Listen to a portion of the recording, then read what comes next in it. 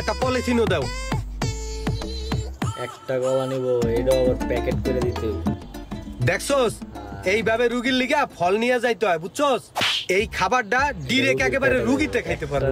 আর তুই যে খাবার দাবার লইছস, এই তো বিয়া বাড়ির মতন সবাই আমদামি ফুর্তি করিয়া খাইবে। আর তোর এই খাবার দাবার নিয়ে যাইতে 20 টাকা লাগবে আবার রিক্সা ভাড়া।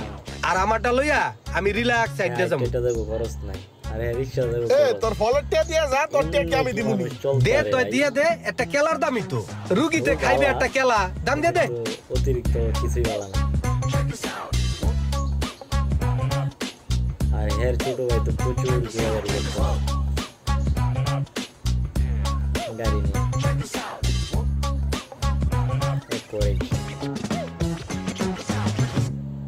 ভাইয়া দাঁড়া, ওই যে কথা আছে তোমার লগে। কি কবি ক? যে সোহাগ ভাই 100 টাকা গাড়ি কিনা দিছি ইমরানের।